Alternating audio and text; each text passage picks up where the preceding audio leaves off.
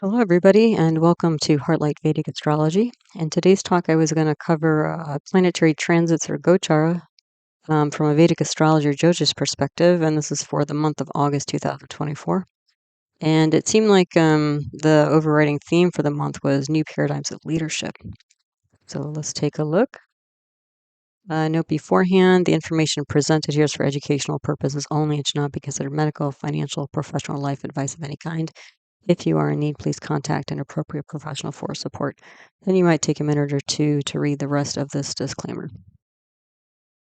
Okay, so if you're new to Vedic astrology, Jyotish are my videos. All of my teaching videos on the subject are in my concepts playlist. They can all be found there. And wherever you see a double asterisk in one of my talks, it means there's a teaching video on that subject if you'd like to learn more. And I'm really good about organizing all my videos into playlists. So, for example, I have a graha's planets playlist, a bhava's houses playlist, a yoga's planetary combinations playlist. So if you'd like to learn more about, individual planets or houses or yogas, you can find them in the playlist. Also, if you'd like to learn astrology by studying birth charts, I've analyzed a lot of famous birth charts on the channel, birth charts of famous people, famous places, and famous moments in time. And I published a birth chart archive list 2024 video where I've listed all the birth charts I've analyzed on the channel and the video you can find them in, because it's not obvious from the title that they're famous birth charts in a lot of the videos. So, all right. And also, since this is an interpretation video for the most part, there's a lot of helpful videos to watch in addition or before this one, especially if you're a beginner. So you might check out North, South, and East Indian style charts. I also cover Western style charts in that video. Introduction to Navigating a Birth Chart. The Lugna, also known as the Ascendant, Rising Sign, First House. Introduction to the Constellations or Rashis, Constellation or Rashi categories, Planetary Aspects, Directional Strength or Digbala, Natural Benefic and Malefic Planets or Grahas, Virgo Bhavanasha, or Planet Breaking House. Planet Friends and Enemies, graha, mitra, shatru. Planetary War or graha, yuddha. Planetary Combustion or asta. Planetary Exaltation, Debilitation, uccha, nicha. Planet Retrogression or vakri. Nakshatras, lunar mansions, bhavam, house of the house concept. And then there's a bunch of yogas I'll mention, pravraja yoga, sarpa yoga, parivartana yoga, saraswati yoga, budhaditya yoga, solar yogas. So we've got a lot of yogas to talk about. All right, so again, that's all background stuff for those of you interested in learning more Jyotish. Okay, so let's start looking at the dates when things are moving in the sky. And then after that, we'll talk about what it all means. So just to get the dates here first, August 2nd, Sun enters Ashlesha Nakshatra, or lunar mansion. August 4th, there's a new moon in Ashlesha, which is in Cancer, or Karaka Rashi constellation. August 5th, Mercury goes retrograde, or vakri. August 7th through 8th, there's going to be a planetary war between Venus and Mercury. That's also known as graha yuddha in Sanskrit. August 11th, Venus enters Purva Falguni Nakshatra. August 12th, Mercury goes combust or asta. 12th through 16th of August, Mars has a planetary war with Jupiter. August 15th, Mars enters Mrigashirsha Nakshatra, so in the middle, towards the end of that planetary war. August 16th, Sun enters Leo or Simha, and that's a samkranti or sun crossing constellations. And at the same time of entering Leo, it will enter Mriga Nakshatra. Then August 19th, there's a full moon in Aquarius or Kumbh, and that's going to be in Dhanashta Nakshatra. That same day, there's an exact aspect of Saturn on Venus. August 20th, Jupiter enters Mrigashirsha Nakshatra. August 21st, Mercury enters Cancer, Karka, and the same day Venus enters Uttar Falguni Nakshatra. August 22nd, Mars has an exact aspect on Venus. August 24th, Venus enters Virgo or Kanya. August 26th, Mars enters Gemini or Mithuna. August 28th, Mercury goes progressive. August 30th, Sun enters Purva Falguni Nakshatra. And then I just mentioned these dates because one's so close to, the end of the month. September 1st, Venus enters Hasta Nakshatra. And then I listed, we've got lunar eclipses coming up next month, so usually people are interested in those. So we're going to have a lunar eclipse on September 18th. That's also known as Chandragrahan. So just to give you a heads up, I'm not going to get into the lunar eclipse much now, but I certainly will next month. Okay, so what I like to do usually in the beginning of this monthly video is put up charts for the beginning of the month, the end of the month to see how things are shifting, through the sky over the course of the month. So on the left here, we have a chart for August 1st, 2024. It happens to be 23:05 p.m. Eastern Standard Time. The time is not so significant. The reason it just happens to be 23:05. These charts, so that they line up with the same lugna or rising sign ascendant, I always set them at 1 degree of Aries, since what that does is when you have Aries, the first, or Mesha, the first constellation, or Rashi in the first house, that creates a natural zodiac. The natural zodiac you can consider as sort of like a birth chart for the whole world or all of humanity. Okay, so again, if we're looking at collective energy, that's going to be important. So, all right, so we've got Aries, Mesha, Lugnas in both of these charts. So in the first chart, the moon is in the nakshatra of Ardra. Ardra is symbolized by a drop of water.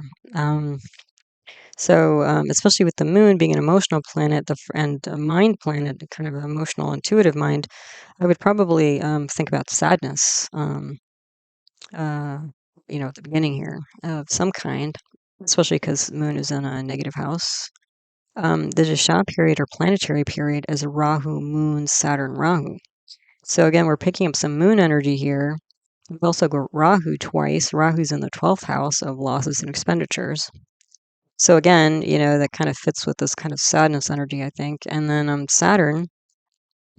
Saturn is massive right now, or these days. Saturn's in its own sign of Aquarius, which is a fixed air sign, Stira Vayu. And so it's Saturn as a planet indicates things that are old and ancient and long-standing and traditional and conservative and all this kind of stuff. And then Aquarius is like a fixed ideas or paradigms. Now the thing is, Saturn is not only in its own sign, which is sort of protecting Aquarius, but Saturn is going retrograde right now. That line under Saturn indicates retrogression. So Saturn's going backwards. Saturn's doing a bit of review. And the thing is, Saturn happens to be in a nakshatra or lunar mansion of Purva, which is symbolized by the front leg of the funeral pyre. So Saturn can indicate things like delays and obstacles, but also chronic disease and death and endings. And especially when you have it in a nakshatra like Purva, there's going to be a lot of transformation and combustion. So this is really a time, and it will be until Saturn moves out of Aquarius at the end of March of next year. This is all about busting up paradigms. So all of us on some level will be, changing our minds about something that we've thought a certain way about for quite a long time, or maybe even inherited, through families or something. Okay, so with Rahu in the 12th house, Saturn is in the 11th house of clubs, groups, and societies. So it looks like this might have something to do with like missing friends or missing people generally, being sad about that. Because again, this massive Saturn is sort of steamrolling, the 11th house, which is again clubs, groups, societies, and, it could be like a house of friends. And the other thing is the third house can also indicate siblings, but also friends who are like siblings. So close friends here. So there might be some missing friends right now. Then we've got some yogas in here. So we have a Ubayachari. Sorry, I think I need to fix that here. 1, 2. Yeah, it should be a Subhabayachari or solar yoga. That's one of the solar yogas. And that's formed by Moon and Venus and Mercury flanking in the constellations next to the Sun. So since they're benefic planets, they're going to help bring up the Sun, and the Sun represents things like the soul, career, purpose, health. So that's nice. It's going to bring some good things there. There's also in this chart a Saraswati yoga. So the Saraswati yoga is based on the placement of Jupiter, Venus, and Mercury. And so that Saraswati yoga indicates things like education and creativity, especially since we have Jupiter in the second house of oral communication and Venus and Mercury in the fifth house of like kind of oral performances or public performances. Like fifth house is kind of like a stage, theater. So usually like performance arts, that sort of thing. So there might be, some of that going on early on in the month for those who are into that thing, or that subject. The other thing is we have a Mercury here in the 5th house. That's bhavam, meaning in this particular chart, the 3rd house lord of Mercury has gone 3 houses away. So I could see there being like difficulty with communication with friends is what I was seeing here, especially because you have this massive Saturn, aspecting Venus and Mercury. So even there might be some creative attempts. It looks like they might get squashed, frankly. Um, and we'll see again as we move into the second chart here that relationships are very much on the table and up for change this month. I would say next month as well. So based on this, what I'm seeing is there might be some confusion with the inner circle here. Because Mars and Jupiter are currently, at this time, are they still? I believe they're still in Rohini, but they're moving. Rohini is a very kind of attractive, energy and very steady as a nakshatra in Taurus. But Mars and Jupiter are moving into Mrigashirsha nakshatra, which is over the next few weeks, which is about seeking and searching. So we're moving from this kind of solid energy in the 2nd house of the natural zodiac to seeking and searching. What else? And the 2nd house represents inner circle, family, close friends. Looks like there's going to be a lot of conversation because Jupiter is a planet of expansion and Mars is a planet of activity, and Jupiter and Mars together usually indicates enthusiasm. So it looks like there's a lot of conversation and maybe also building a wealth. But I would still say it's a challenging time because of, the planets that we're running, Rahu, Moon, and Saturn, and where they're placed on the chart. Let's see. And because of this Rahu, since Rahu came up twice, this may be like a desire to retreat or travel. I know we're moving into August here, at least, in the States, and I believe Europe and maybe other places as well. August is often considered to be like the last big time to travel as part of the summer. And I guess in the southern hemisphere, maybe the last big time to travel for winter holiday. So there might be that as well, and that might be part of why there's some creative efforts to stay in touch with friends or close family members, but there's some difficulty as well. Then if we move on to the chart on August 31st, the time is 21:08 p.m. Eastern Standard Time, the time zone I live in. But again, this is mostly just to be in Aries or Mesha Lugna to get the natural zodiac. The moon in the second chart is in Ashlesha. So Ashlesha is symbolized by a snake. And the moon again is emotional, but Ashlesha with the snake is like a sudden emotional upset. That's what I would see here. So there might be some sort of shocking emotional things that happen. Now, and again, here in the Dashah period, planetary period, we've got Mercury, Moon, Mercury. So we've got Moon twice in Ashlesha, and Mercury is also in Ashlesha. And Mercury represents the rational mind, the Moon represents the intuitive mind. So these are the two mind planets.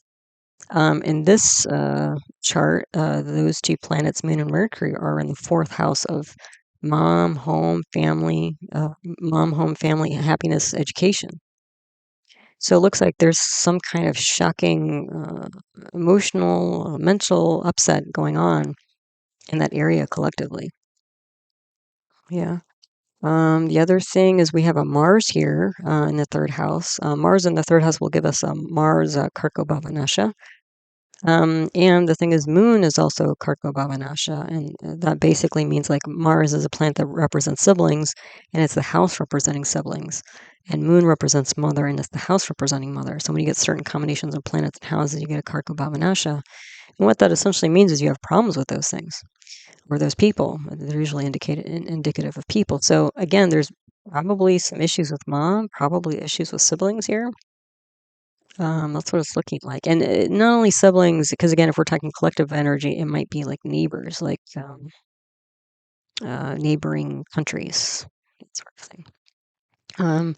The moon is in its own sign of Cancer, so that's going to give it strength. The Karko Bhavanasha is going to bring it down, and the moon has Digbala here, directional strength, so that's also going to bump up or strengthen moon here. So it looks like there's going to be some resilience to whatever this emotional event is. And what else here? Oh, the other thing is Mars not only is karako bhava, but Mars is bhavat bhavam, because Mars is the 8th house lord in the second chart. And the 8th house represents things like chronic disease, bankruptcy, death, debts, but long-standing chronic problems, which is different than the 6th house, which represents more acute temporary problems. So you've got, 8th house energy going to the 3rd house. So it looks like siblings might be, in some trouble. What else do we have here? So you can see, like, already, like, there's a lot more challenge. I haven't even gone through the rest of the chart there. You can see there's a lot more challenging stuff going on in the second chart here. And the thing is, again, we're already talking about Mars representing siblings. So one type of relationship. Moon is in trouble here. It represents mom. Sun is fairly strong because it's in its own sign. That's going to protect Sun a little bit. The thing Sun represents like authority, boss, father. But you can see we have a debilitated Venus. Venus represents, usually spouse, like partner, loved ones, close loved ones. And it's debilitated, and that's in the 6th house of acute issues. And it happens to be with Ketu. What else is on? Oh, Mars is on it. Anything else on it? Mars and Jupiter are both on it. Let me just make sure. 4 or 5. Yeah. So, so we have this, unstable Mars on a debilitated Venus with K2 in the 6th house. I mean, that's going to bring issues to close relationships. And here, what do we have? We still have a Subhayachari yoga here in the 2nd house. So at least again, like you have Moon and Mercury and Venus, 3 benefics flanking the Sun. But now you've got K2 in the mix. So if K2 is always going to bring in like a bit of a twist and hidden, unexpected kind of energy to things, that's what the North and South nodes of the Moon do. So you can see that there's going to be a lot more, especially close relationships are going to be quite challenged. Besides, you've got this massive Saturn in the 11th house of clubs, groups, and societies. The other thing of note is that this massive Saturn, even though Sun is in its own sign of Leo, which can give it strength, it's directly, you can see it's like a few degrees away from a direct aspect from Saturn. So this massive Saturn is going to go head to head with this massive Sun. Now, last year in the fall, at least in the United States, we had a bunch of different things come up, and there were a lot of strikes. Like Hollywood went on strike, actors and writers. A lot of shows were like delayed. We had an auto workers strike. I think some of the pharmacies went on strike. Who else? There was a bunch of different strikes. Actually, last fall, also, Nana in Iceland, I remember I read in the paper that the women went on strike. I think it was just for a day, but just to remind people of the contribution of women and the importance of women's contribution in the workplace, that sort of thing. And so that's the thing is that Sun represents, leadership, especially like the head of an organization, like president or a CEO, that kind of, or not a CEO, but a CEO is more Mars. Sun would be president or king, that kind of thing. Saturn, though, is the opposite. Saturn is like employees or proletariat, kind of like working class, usually blue collar workers, that sort of thing. So when you get this massive Sun, in contrast to, opposing this massive Saturn, that can be problematic. And you get things like strikes. And you also get things like, basically, because as I mentioned, Saturn in Aquarius is a paradigm shift. And Sun here is in a massive leadership position. So you get change of paradigm in leadership. Yeah, that's the theme of the month. And then you can see we're starting to get close here to the eclipse. So if you're sensitive to eclipse energy, by the end of August, you might start feeling it. And what I typically notice when we're getting close to eclipse, and this is usually for me 2 weeks before, 2 weeks after, so it ends up being a 6-week period if we go into our usual, 2 eclipse only, 1 lunar, 1 solar situation. What I tend to find, and a few times, like in the beginning, just because I wasn't sure I believed it. Every day something bizarre happened, where it was just sometimes it was a good, unexpected thing, and sometimes it was like a not so great unexpected thing. But I just noticed like every day something kind of odd or unusual or just out of the usual pattern, where it made me realize I had certain positive or negative expectations. Something weird happened. And that's the energy that Rahu and Ketu bring through the eclipses. Because as I've mentioned, the only thing you can really know for sure about eclipses is that you can expect the unexpected. Okay.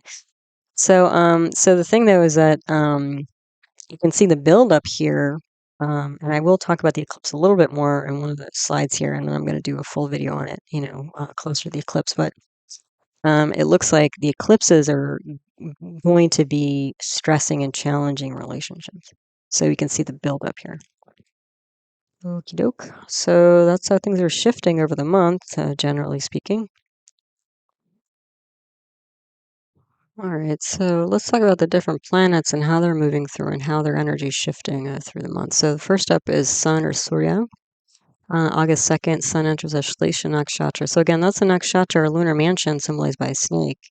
So that can be some wily action, and things related to the sun. So, again, boss, leaders, father, that sort of thing. And again, snakes, their nature is either they hide, like in a cave or, behind a rock or something typically, or they might strike out, like kind of hiss or bite, or at least, but they can also be quite mesmerizing. So all those possibilities exist, depending on individual charts. Cancer, sun, Shalesh is in Cancer, and Cancer is a friendly sign to Sun. So that's going to support Sun a little bit. That's mitra in Sanskrit. And then actually from August 5th to 7th, there's going to be a parivartana yoga or exchange of houses with the moon. So that's going to make, you can swap those planets. So that's kind of like bringing Sun into Leo a little bit early, because it will get there, as you can see on August 16th. And then Moon will be in Cancer. So that might be like a really strong presence of leadership because the sun represents the king and the moon represents like the queen. So both male and female leadership. Yeah. Then the 16th of August, Sun enters Leo or Simha. That's called samkranti. So if you want to know about the rules of a, kind of Vedic rules of us observing samkranti, because it's considered to be the best time, one of the best times for more spiritual type activities. I have a video on that.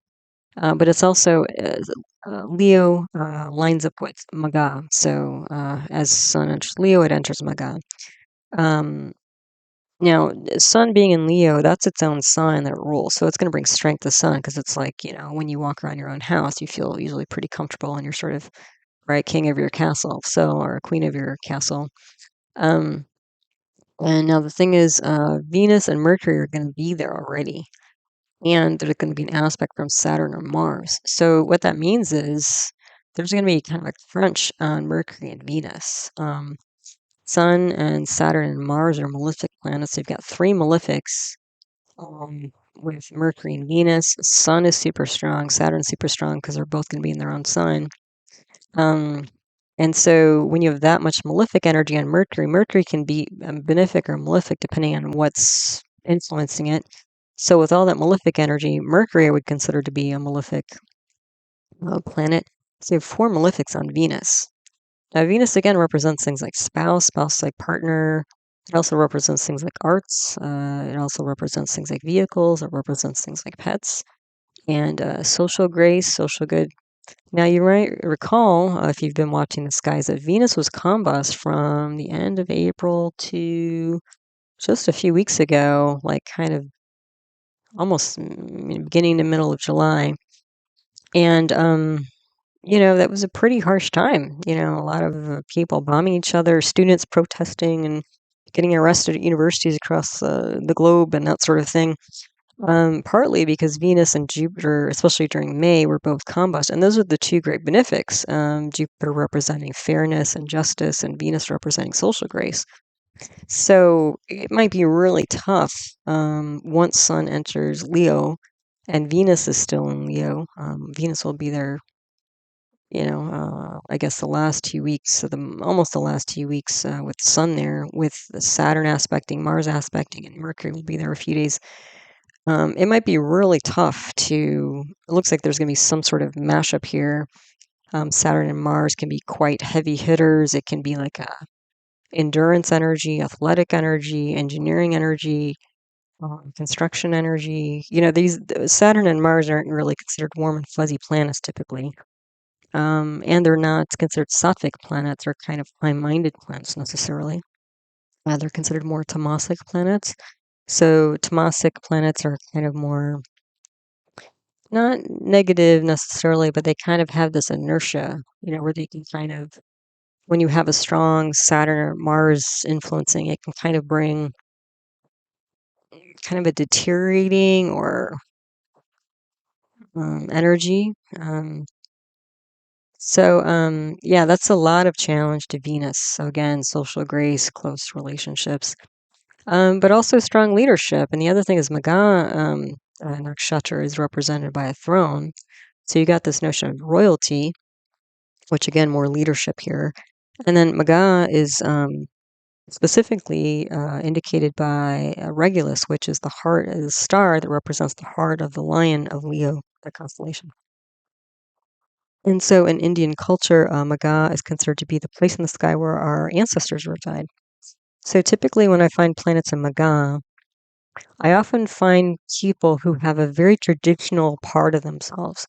Like maybe their family is like super deep Catholic. I find a lot of Catholics have placements in Maga, or maybe they're from like another country that's very traditional, or they're like super, conservative religion, other sort of conservative religions and stuff like that. Some sort of, they're very, very, they adhere very strongly to tradition, whether it's cultural or religious or, social, that sort of thing. So, this is where things are gonna heat up, I think, yeah, quite a bit. And then August 30th, Sun enters Purva Falguni Nakshatra. So, um, it's kind of a mixed energy because Purva Falguni by itself is a nakshatra symbolized by a hammock or a bed. And so it's like this kind of cush energy with like, the finer things of life and romance and travel and, luxury goods, it can be. But you've got this massive Saturn. You've got this massive Saturn on it, on Sun in this position, and you have Mars. I think. Wait, Mars. Maybe not Mars, because Mars I think switches signs to Gemini, so maybe not Mars. You definitely have the Saturn on Sun. So to me, that indicates like people are going to be calling out leadership for like overindulging. So it's like the end. It's like instead of indulging and relaxing, like leaders indulging and relaxing, it's going to be somebody like, whistleblowing or calling BS on like overspending or inappropriate spending by leadership and cushy positions and pork barreling, maybe nepotism or, scandals. There can be scandals here as well. So, yeah, I think it might, again, I think this is going to be, starting to get pretty nasty, I would say.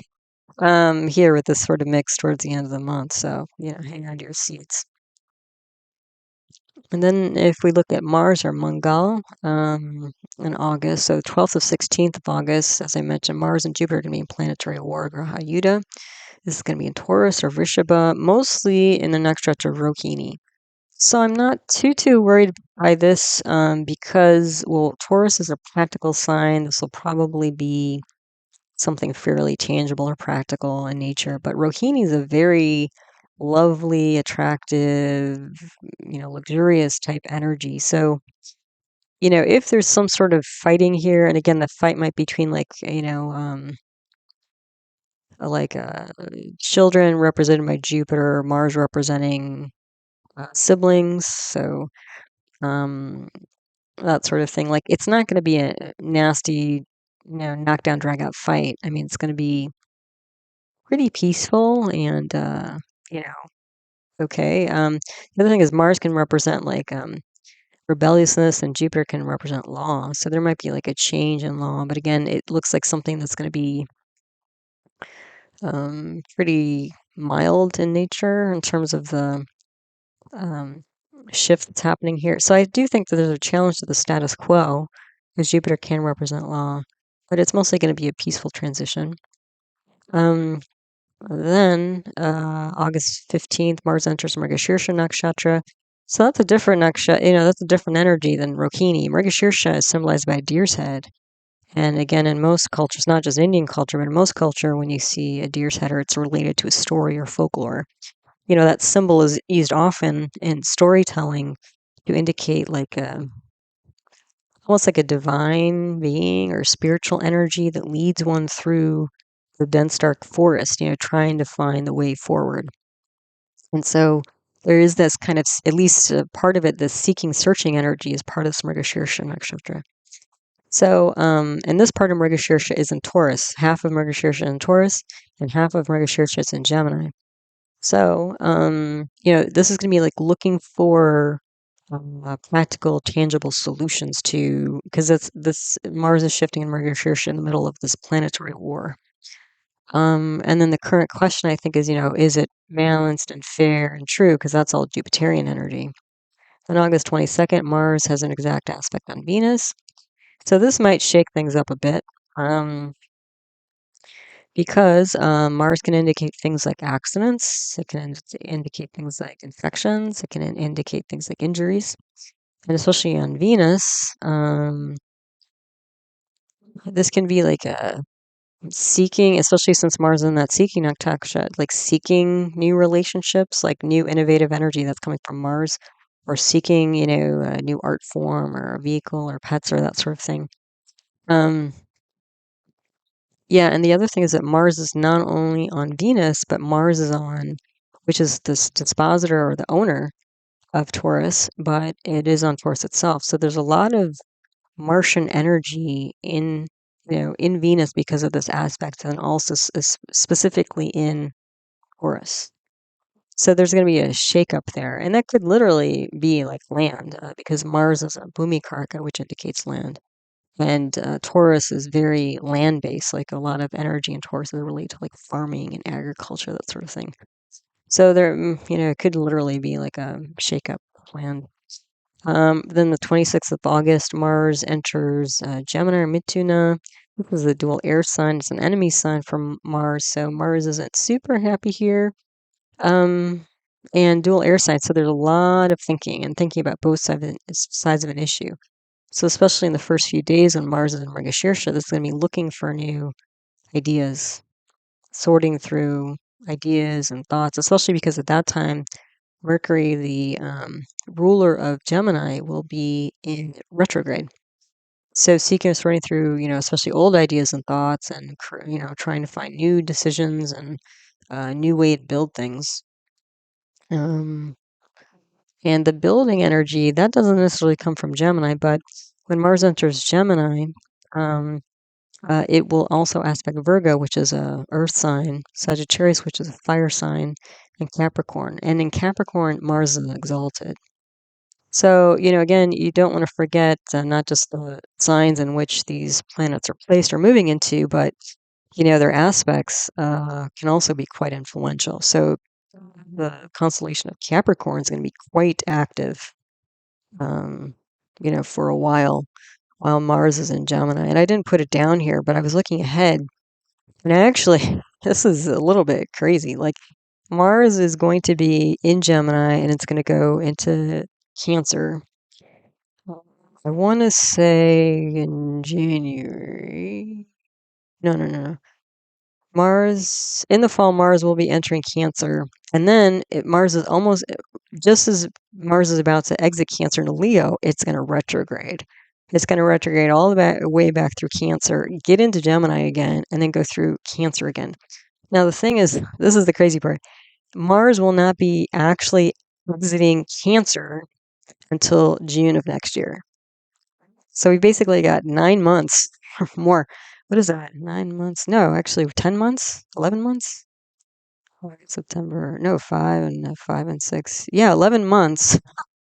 This like blew my mind. 11 months of Mars in either Gemini or Cancer. And the thing is, Mars is debilitated in Cancer. And the other thing is, for those who are like interested in American politics, Mars is going to be in Cancer at the time of the elections in November, right after, like, just barely clearing the eclipse energy. And the United States birth chart is not Cancer, Scorpio rising.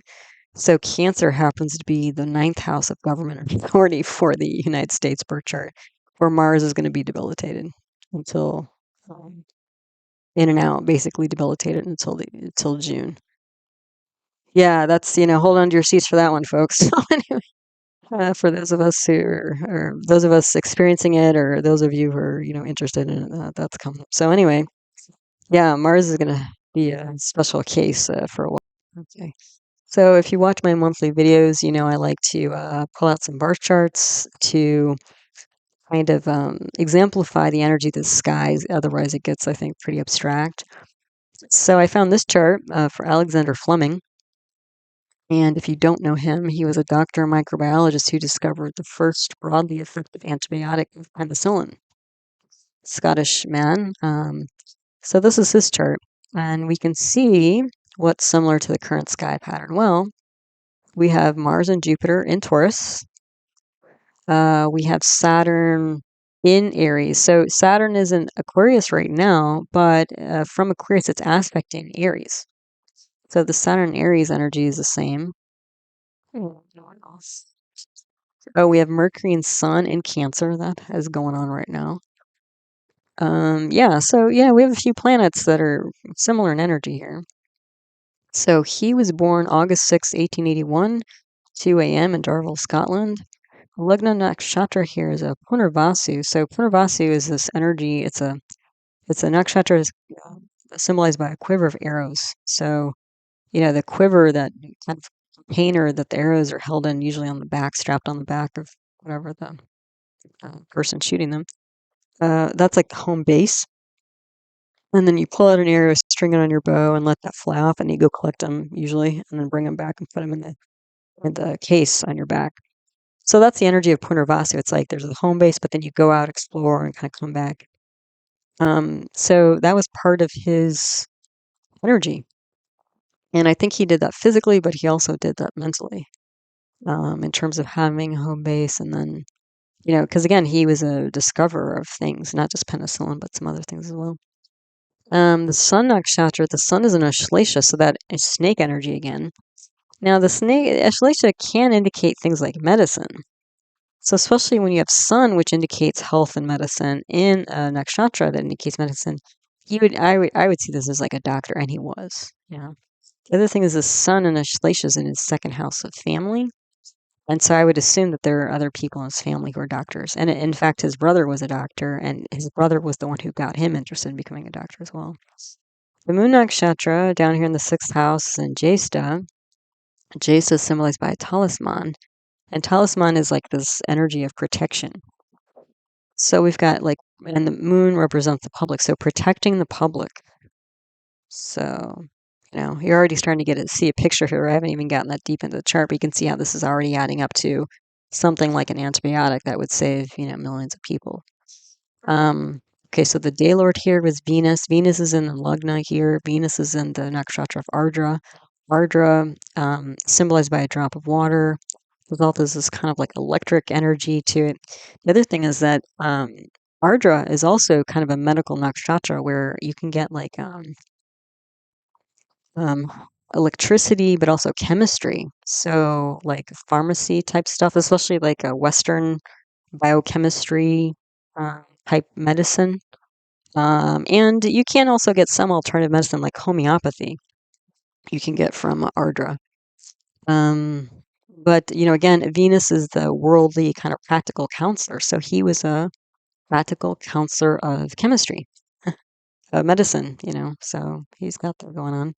And then the Hora Lord or Hour Lord was also Venus. And again, I think for him, like the Venus was not only, this practical advisor, and Venus, I'm saying that whereas Jupiter's more a spiritual advisor, but he's also got Venus here. He's gonna be a pretty compassionate person, I think, for the suffering of people. And I believe that was true. So then the birth dasha here, the planetary period in which he was born was Mercury, Saturn, Mercury, Venus. So we're picking up Venus again, worldly counselor on chemicals. We've got Saturn debilitated in the 11th house. So, that's not too different from, it's sort of a little bit similar to when I posted the first of the month and last of the month of August, where you had Saturn in its own sign, but here you have Saturn debilitated in the 11th house of clubs, groups, and sight. Now, again, Saturn is a planet representing things like delays and obstacles and death, chronic disease. And Saturn in this chart is in a nakshatra called Bharani, which is symbolized by a womb, but there's this energy of like cycles of birth and death. So when you have this debilitated Saturn in that kind of nakshatra, you're going to pull out more of the cycles related to death rather than the cycles related to life.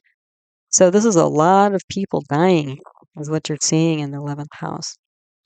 And so again, the Punarvasu, home base, going out and coming back, doctor, protection of the public, advice, compassion, and then, this debilitated Saturn in the 11th house. And then Mercury here, Mercury is also in Punarvasu, and Mercury is in the second house of oral communication, and again, family. So this is and Mercury represents like the rational mind and ideas and speaking and decisions. So this is somebody who has ideas and advice to save people from dying. And that's essentially what he did, right? Then he was born into Mercury here, but the dasha sequence for him would be Mercury, and then after Mercury was Ketu, Venus, Sun, Moon, Rahu, and Jupiter. He lived until Jupiter. So if you bounce around the chart here, Mercury's in the second house of home, and Ketu's in the 12th house. So, and that, 12th house is related to losses and kind of isolated places and things like that. So probably his childhood, there were some issues here, I would say, and there were. Then Venus here, that's probably where he started, going into medical school, I believe. And then Sun and Moon. So especially Venus, Sun is where I think he was doing his more clinical work. And then Moon and Rahu you can see down here in the 6th house here of acute diseases and acute illnesses. Now the thing is, Moon again represents the public, and then Rahu and Ketu both represent things like illnesses you can't really see or hard to diagnose. And so since he was a microbiologist, we're talking about microbes here. People were dying from things you couldn't see. So, that's where he started, especially towards the end of his career, or later half of his career, he was focused on this 8th house of how do you protect people from, because Rahu and Moon are both in this adjacent protection energy. How do you protect the public from, these diseases you can't see, things you can't see? And then you also have in here Mars aspecting into this 6th house. So Mars represents things like inflammation and infections. So how do you protect the public from infection and disease, inflammation, causing things you can't see? And that's right there. And I think I mentioned the current sky pattern. How's this it's close to the current sky pattern. All right, so let's go through house by house a little bit here so we can get the rest of this. For those of you interested in him, he's a pretty interesting guy. So he was a Gemini or Mithuna Lagna, dual air sign, a lot of thinking back and forth, this guy. So contrasting ideas, which makes sense as a scientist. He's going to try this and try that and do his experiments. Now, Venus is an ardra, as I mentioned, and one of the things that's important is not Rahu. Venus is an ardra nakshatra, and ardra is in the star of Rahu. So Rahu is a big planet for him. And actually, I wrote here at the very bottom of the slide, so he discovered a penicillin, and then in 1945, he won the Nobel Prize with a couple of his colleagues in medicine, I believe, or science. I'm not exactly sure, medicine or science, but he won the Nobel Prize when he was running his Rahu Venus dasha. So again, Rahu, microbes you can't see, and this Rahu is actually aspecting his 10th house of 9 to 5 work. And then Venus, so a practical counselor of chemical medicine to protect against microbial disease. There you go. That's all. And again, for those of you interested in like subzodiacs, the D10 and D11, which are kind of, I didn't post them up here because I thought, it was kind of too much for a monthly video, but in the D10 and D11, assuming, this was a birth certificate time, but I don't know if they always counted it to the minute, like it might be every 10 minutes or 15 minutes or something like that. So this may not be an exact birth time, but if you do take the 2 a.m. time as an exact birth time, Rahu and Venus will be on the 1-7 axis in both his D10 of career and the D11 of income. And the D11 is also important for prizes, like winning prizes. So, just amazing how that all works out. Okay, so getting back up to the top here. So this Venus, and this Venus is aspected by this debilitated Saturn. So there's going to be some drag here from Saturn on the Lugna. And again, I think that was just, he at some point, he worked on battlefield hospitals on the Western Front in France during World War I. And he saw a bunch of soldiers dying from sepsis. And that was part of what motivated him to discover antibiotics. And so again, this traveling, like this like this K2, when he was in K2 in early childhood, he actually moved to London. So, that's traveling, pretty big travel back in the day from Scotland, especially as a young man. So again, his travels, this Punarvasu energy of having a home base, going out, coming back, he would go see these things and learn these things. And then that's what got him motivated to do more and do all this research and stuff. Okay, so, and he also, with the Sun Mercury together, well, I'm getting into yogas now, with Sun Mercury in the same house, this is going to be a budhaditya yoga. It's qualified because Mercury, Sun and Mercury are in a positive house, and Mercury is owner of the Lugna. So that's going to bring intelligence, especially like in the math science type of intelligence. And he has Venus flanking in the 12th house from the Sun. So that's a benefic. So that's going to bring him renown. So he's, so this is again this Nobel Prize in 1945 when you run Rahu Venus, because again Venus is in the star of Rahu. So it just all lit up for him at the at the right time. So renowned for worldly advice or insight, and again that lightning bolt energy of Ardra, where Venus is, regarding chemical medicine, preventing groups from dying, exploring and returning home. So his traveling supported his motivation for what he did. And now the Lugnatia, the ruling planet for the charts, Mercury, has gone to the second house, which is Artisthana. So that's all about like the material world. It can be like money. I'm guessing for him, he was just a very practical, tangible type guy. Maybe money. I'm not sure he was doing it for the money. Because actually, he found penicillin. I want to say 1941. Don't quote me on that. And he published papers and he presented them. And nobody said anything. Nobody took him really seriously. Actually, there was journal articles that said, his discovery was fairly insignificant. And part of the problem is that he couldn't produce enough penicillin to be kind of like marketable, or not marketable, but like you couldn't produce enough of it to actually save that many lives. So it was kind of an interesting idea, but not, you had to somehow chemically isolate enough of it to scale up to really affect people. And so the two colleagues that also won the Nobel Prize with him, I don't remember their names, they were key in having some sort of process of being able to isolate penicillin, the active components of penicillin, and then scale it up so that it could like actually save, all these lives and stuff like that. So yeah. And then what else do we have here? So in the second house, we have Sun and Ashlesha, and then we have Rahu and Jesta, aspect in the second house. So practical-minded, intelligent, also, pretty unusual guy because he's got Rahu on Mercury, his Lugnatia, and he's got Venus in the Lugna in a star of Rahu. I think he's a pretty unusual guy based on what I'm seeing here. But practical-minded, yeah. And then yoga. So I mentioned Buddhaditya yoga. So intelligence, Subhavashi, that's the Venus flanking from the 12th house of the Sun. That's going to bring again around, which he was. I think there's a kesari yoga here because of the position of Jupiter and Moon. So that's going to be networking, which again, you know, probably it's kind of an old-fashioned but antibiotic now, but back in the day, this is kind of the only thing out there for a long time, I think. Or so most people probably encountered this drug once it was scaled up, and then. The other thing is there's a Balarishta yoga here. So because 5 out of the 9 classic Jyotish planets are in negative houses, you have Rahu, Moon, Ketu, Mars, Jupiter.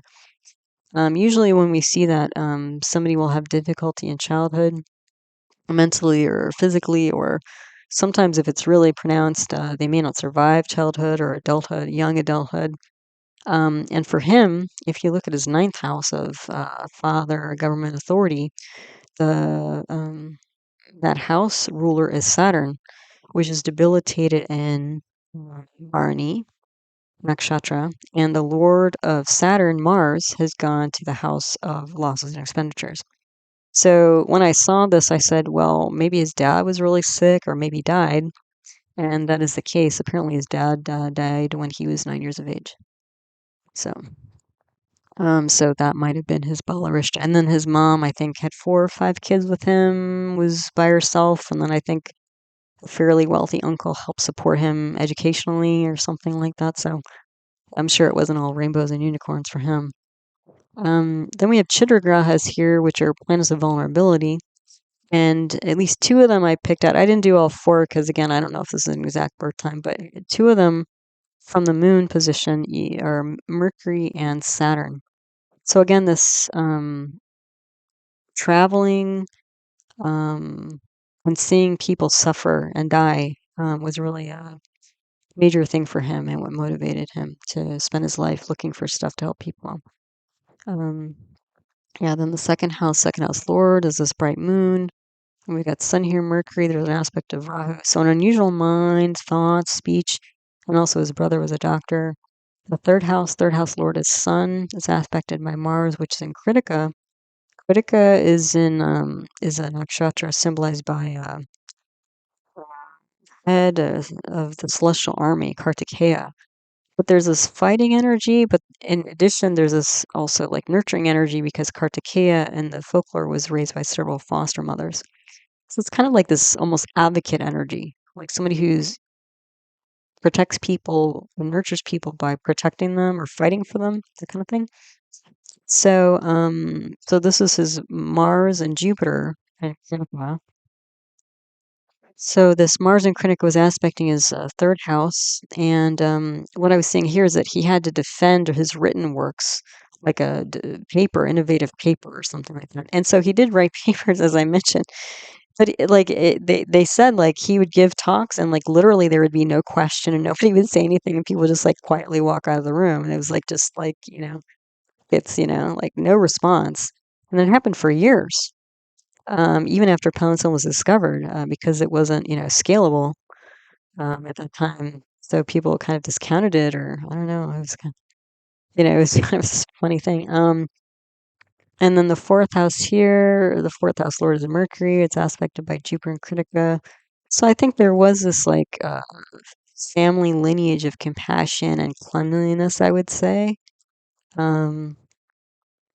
Otherwise he probably wouldn't have gone from like a single mother to medical school. Although they said there was a notes in his bio about he wasn't the cleanest microbiologist, super, kind of hygienic, and luckily because penicillin was an accident, like some weird fungus started growing on one of his plates, and he discovered that had antibiotic properties. So that was his discovery. It's just so it was actually a good thing he was a sloppy microbiologist. Then the fifth house lord is Venus, and it's aspected. So Saturn's exalted here. So this is going to be very good advice about saving people. That's what he did. The sixth house lord is Mars, aspect its own house.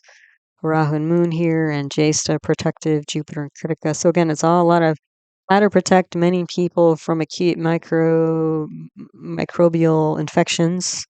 There could also be legal issues here. Now, I didn't hear about patent issues, but I'm guessing there were patent issues. So I don't know if that happened while he was still alive or not, but I'm guessing it was. 'Cause he lived till he was like 73. I think he died in 1955. So I'm sure there were patent issues. It just wasn't in the bio I read. And what else? Seventh house here, seventh house lord was Jupiter. It's aspected by Venus and Ardra and Mars and Krittika. So, seventh house is independent business, but also spouse like partners. So I was getting from here, I was getting like advise protection from infection here. And he actually had two wives, and both of them were medical. His first wife was a nurse, and the second wife was a physician. So they were kind of in the same field as him. And the eighth house here, the Lord is this Saturn, and it aspects its own house. And you've got Sun, Mercury, Jupiter aspecting here. This is going to be all of his research. The eighth house is all the research, digging deep. Then the ninth house is Lord is Saturn. So difficulties again with father who died when he was 9. Government religion. They said he wasn't like a particularly religious guy when I think religion was kind of more maybe prominent in society or important in society to display, your association with some sort of religious tradition. The 10th house here, the Lord is Jupiter. There's an aspect by Rahu. So this is unusual work, and this is also ambition of microbiology, his day job.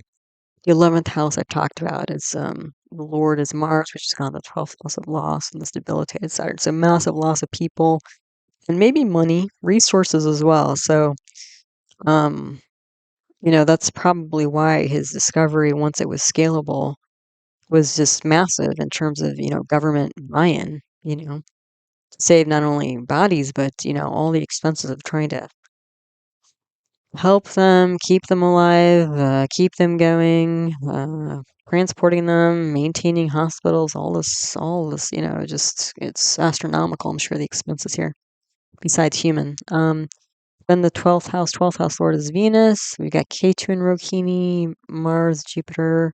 There's an aspect to by Moon, which is exalted in Jupiter. So early foreign travel with the Ketu. So he did move to London when he was young. And then, basically all this is rescuing, protecting public from infections overseas and a lot of charity work. And as I mentioned, he worked in battlefield hospitals on the Western Front in France during World War One. So the year before he got the Nobel Prize, he was knighted as well. So, and there were a lot of other awards and schools, at some point, schools were named after him. And, he's a pretty important guy in history. So here you go, Alexander Fleming, Dr. Alexander Fleming. Fleming, I should say, I guess.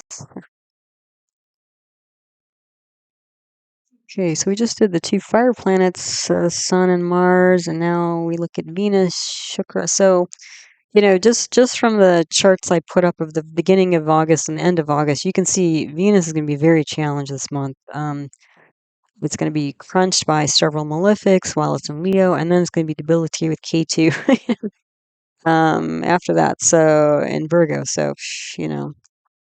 So yeah, probably not the greatest time for love, frankly. So hold on to your seats, folks. In that regard. All right, so 7th to 8th of August, Mercury and Venus are in planetary war. This is going to be in Leo or Simha, which is Venus. It's an enemy sign for Venus, but a friend sign for Mercury. But there's 3 malefics here, and Venus will be the warm winter.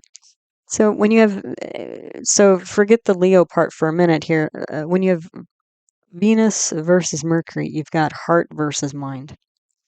So this is like, which way are we going to go? And since we've got this massive sun, and we've got this massive Saturn, and then Mars in the mix, kind of stirring things up, particularly. This is, thoughts versus feelings regarding leadership, and then also I would say ancestors, because Maga, again, is that part of the lion, place where ancestors reside. So I think that's people are trying to figure out how they think and feel about, the skirmish going on between this massive sun and massive Saturn. On August 11th, Venus enters Purva Falguni nakshatra. So there's going to be an attempt to relax and enjoy. That's going to be a less tense nakshatra than Purva Falguni, but you still have all these malefics, in the mix there. So I don't think it's going to be very relaxing or as enjoyable as one might hope for. Then August 19th, Sun has an exact aspect on Venus. So I think whatever great or efforts, lovely efforts, which is the nature of Venus, whatever efforts Venus is trying to make, artistically, creatively, socially, is basically going to get hijacked. With these four malefics on Venus. Yeah, Venus is really going to get the run up here. And then August 21st, Venus enters Uttara Falguni. So Uttara Falguni is similar to Purva Falguni. Again, the hammock or bed, symbol, and it's like, fun and some people would say frivolity and luxury and, good time, finer things of life. It's a sweet, fun, enjoyable time, no stress or strain typically. But Uttara Falguni is a little bit different because now you're taking that enjoyment and you're starting to find purpose in that. So I think with all this difficulty here with the four malefics on Venus, it's like, how do we find some practical solution where we can, not just say, wow, this blowout happened, like what a shame, but like how can we move forward and create meaning out of this in a reasonable way? Then August 22nd, Mars has an exact aspect on Venus. So see, so on the 19th, Saturn's going to hit up Venus, and then on the 22nd, Mars is going to hit up Venus. So there's going to be some new or the end of a leading initiative here. And then finally, well, I don't know, finally, because, again, Venus is still challenged, but on August 24th, Venus enters Virgo or Kanya where it's debilitated. And Ketu's there, and then there's going to be an aspect by Jupiter and Mars. Somewhat of good news, potentially good news is, again, Venus is debilitating Virgo, but it's aspecting Pisces where it's exalted. So Pisces should be doing better, kind of like when Mars moves into Gemini and you get the aspect in Capricorn. You can't, discount the positive things that these planets are bringing, even if they're not, when you look at the chart, they don't immediately draw the eye. Yeah. But especially once Venus enters Virgo, especially with K2 and Mars, and so this might be like initiative to like do some online dating potentially, because K2 can be like technology. But there you might, like if you were in that mood or thought or feeling at that time at the end of the month to try some online dating, it might be that you meet some unusual people who might seem like they're quite organized and controlled in the beginning, because that's the nature of Virgo. But this K2 energy is very erratic. And Venus is going to be debilitated. So once you kind of scratch underneath the surface, you might find that, this person is not very orderly or controlled, and not really what they seem. So this could be like and especially because you have Jupiter aspecting here, which will be in Mrigashirsha, the searching energy by then, and Mars will be in Mrigashirsha. So there's this like seeking energy. But again, you might be careful what you ask for, because you might find someone, but maybe not the kind of person you really want to hang on to. Yeah, it's just a very unstable energy. Although again, on the surface or in the beginning, it might seem like, oh yeah, this is a good candidate. So just be aware. Keep your antlers or whatever antenna up. Make good decisions for yourself. And then September 1st, Venus will enter Hasta nakshatra. Hasta is symbolized by a hand, so this can be like when K2 is going to be there. So this could be like this grabbing or taking of control type of energy with this unusual person that somebody might have met online. But again, you get this kind of like stranger danger type energy from all this. So this Venus and Hasta nakshatra, this would be like essentially sorting through, keep grabbing some people close to you and maybe pushing other people away. It's almost that kind of energy. The other thing to know is that this lunar eclipse that's happening on September 18th, again, just to give you some heads up, Venus is going to be in the line of fire of this lunar eclipse because Venus, the eclipse is happening in Virgo and Pisces. So, and the thing is, on the 18th, the September 18th date, Venus is going to be Sunday in the last degree of Virgo. So Venus is going to be very unstable, at least through, the lunar eclipse. It'll be a little bit, it'll be in its own sign of Libra after. So, you know, so again, hold on to your hats regarding relationships, close relationships here. And then in that lunar eclipse, what did I put here? Oh, Ketu's going to be there. Sun's going to be there. There's going to be a parivartana with Mercury, so Mercury will be in there. And then there's going to be an aspect of Mars and Jupiter. So there's going to be the energy of 1, 2, 3, 4, 5, 6, 7 out of 9 planets. So not Rahu and not Saturn. That's going to be a pretty, and again, these eclipses, you got to figure out like which planets you're running to know which of these planets is going to be more active and influential for your experience of the eclipse. So anyway, heads up, folks. See, here's what's coming. Yeah, again, we'll talk more about that next month. Then we've got Mercury or Buddha in August. So August 5th, Mercury goes retrograde, or vakri. So in Vedic astrology, when planets go retrograde, they gain strength because you can see them again. Vedic astrology is 5,000 years old, so it's based on what you can actually see in the sky. So whenever something got brighter or seemed like it was moving in a backwards or whatever, it grabbed people's attention, and because it could grab people's attention, it's considered to be more powerful. Okay.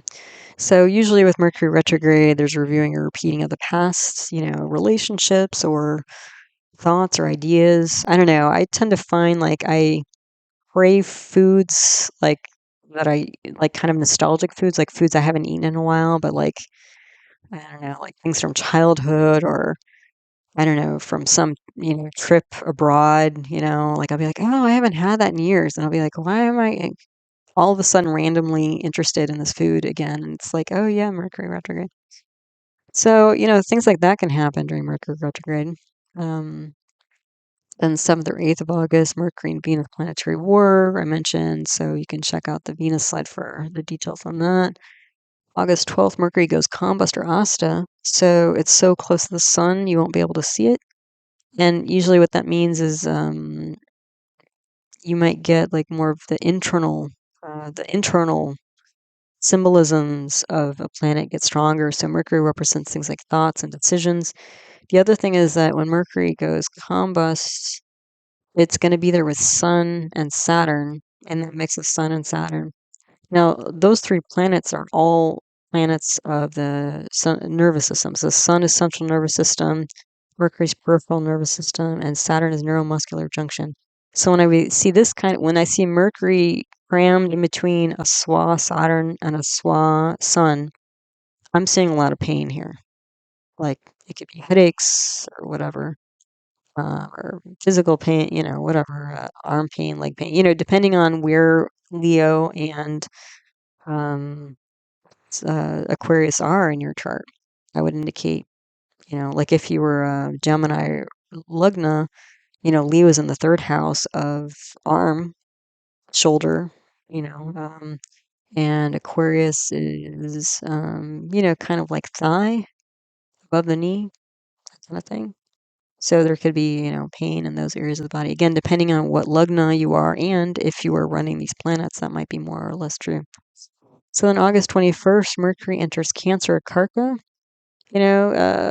Cancer is an enemy sign for Mercury. It doesn't do well there. And it's going to um, be in Ashlesha. So this is when it's retrograding back. So again, it's like trying to make sense of emotions here, a lot of emotions because it's a movable water sign. And there might be like sudden erratic decisions because again, that shlesha energy, right? That snake energy where either you go and hide and think, kind of become a hermit potentially, or, it's like sudden, irrational, maybe rational, but, kind of decisions or quick decisions because of the snake energy. And then on August 28th, Mercury will go progressive, so it'll start to move forward again. So that's Mercury. Okie doke. So we have another chart here to look at to compare it to the current sky pattern, or at least, potentially embody, show some of the ways that these energies, the celestial energies, embody themselves on our plane. So this is the 19th U.S. Amendment when it was ratified. So if you're not familiar, the 19th Amendment to the U.S. Constitution gave women the right to vote. And ratification, what that means is that the bill was passed in the National Senate and House of Representatives, and then to become part of the Constitution, it needs to go to the 50 states and get ratified or passed by 36 of the 50 states. And so on this day, 18th of August, 1920, the 36th state that was needed to ratify and kind of, cinch the win, so to speak, for the 19th Amendment becoming part of the Constitution was in Tennessee, Nashville, Tennessee. All right, so let's take a look at this chart. I don't have a birth time, and so because of that, I'm using a sun rising chart, so a Surya Lagna chart. So again, 18th August 1920, Nashville, Tennessee, USA. The Lagna Nakshatra, I don't know because we don't have a Udaya Lagna constellation rising chart, the sun rising chart. But the sun nakshatra is in the nakshatra of Maga. So we've been talking about that a lot already. So the sun, right, again, the planet representing the president, the king, I would even potentially say the country, the main leadership, overall writing leadership, is in Maga. So again, royalty, leadership, and again, you can think of ancestors, but also think generations here. So this is something, some leadership initiative that's going to last generations. Then the moon nakshatra is in probably Chitra. Hard to say because you can see the moon is at 1 degree 17 minutes at this particular time, which was, I think, I want to say like 9:35-ish in the morning. But again, the time doesn't really matter. I think it was later in the day because they said they had like 3 rounds of voting before it finally passed in Nashville. But maybe the moon was in Chitra. So Chitra, that nakshatra is symbolized by a gemstone. And so a cut gemstone with all the different facets and planes on it. And so Chitra is associated with architecture and structure generally. So the moon was in Chitra from midnight, the morning of until 21:07 p.m. So most likely, and this news was published and distributed in a local newspaper before the end of the day. So I'm guessing they got the news. Again, this was all happening when Moon was in Chitra. Okay. Then the day lord is Mercury. So again, discussion, decision, voting, voice. The Ra lord, I don't know because I don't have an exact birth time. Then the birth dasha was in Mars. Now Mars is a fighting, rebellious planet, and it would have been a birth dasha of Mars until again 21:07 p.m. So that probably is correct. And then how this chart recreates the current sky patterns. Sun again in Leo Maga. Venus is in Leo as well. And then the sun is not in Aquarius, but it's aspecting Aquarius. So we do essentially get this like massive sun, sort of against or contra a massive Saturn. It's different because you don't have sun like directly opposing Saturn. But, this ain't too far off. Let's just put it that way. Okay, so let's go through, start at the top in the Lugna. So that's the rising, or the sun rising sign. We're talking about Leo or Simha at the top. This is a fixed fire sign, so fixed actions. Swa, sun, very strong sun in Maga. Jupiter is there. Jupiter's Kamba. So Jupiter represents things like law and justice. So, again, part of the reason why this happened was because women, women is Venus is a female energy planet. Women leaders were not feeling like there was justice. You could easily read it that way. And Maga and for generations there had not been justice for women. You could easily read it that way. Then Venus is there. Saturn is in Purva Falguni. So Saturn again is like the working class, but it's also delays and obstacles and that sort of thing. And then Purva Falguni, as I mentioned, is symbolized by like a hammock or a bed. So like the finer things of life and traveling and all sort of thing. So when you have Saturn and Purva Falguni, it's almost like delays or obstacles of enjoying the finer things of life. And again, women were feeling held back by this old, antiquated, law that wasn't, representing them. So, what did I write here? So, change. So again, change in female authority or rights legally. You could see that here. Loss of. Oh, and that's the other thing is that even though at this time, this exact time, Saturn is visible, you can see Saturn is not that far away from the sun. So within, I believe it's 3 days. I wrote that down. Yeah, within 3 days, Saturn is going to go combust, meaning that these obstacles and delays are not going to be seen. So that's like pretty amazing actually, that it's like that literal in the sky, that again all these delays and obstacles are suddenly like overnight or within 3 days literally of the sky gone. Okay, so let's see, what did I write here? Loss of delays and obstacles to living life with great sway or self-determination. So again, it's like women weren't living their full life. They weren't like enjoying the rights and privileges of men at the same time. So they didn't have as many, they didn't have their voice. They couldn't have their say in government or how they were ruled. So, they were kind of at the mercy or very much at the mercy of other people, right? And also there's an unusual change here. The reason why I put unusual is because Ketu's in the ninth house, and because Mars, its dispositor, so Mars is the ruler of the house Ketu's in, of Aries, and because Mars is aspecting Ketu, we can take 5-9 aspects of Ketu. So we're going to get this unusual shift or change, and Ketu's in a nakshatra Bharani. So again, life cycle, like switch in power dynamics here of women. And kind of like, almost like with the Saturn going combust, almost like, I almost imagine in my head, like releasing the shackles of this antiquated law and legal system. What else? Lugnatia is a swa sun. Sun is bhavat bhavam. I mean, that's going to be true for any Surya Lugna. So this is like a change in identity or status in a very like sort of public way, I would say, because Leo is the 5th house of the natural zodiac, and the 5th house represents like a stage or like performance arts and stuff like that. So, and that's what it was. It was on display for the Tennessee government to pass or not pass, and it almost didn't pass. Actually, I'll tell you a little bit about the story in a minute.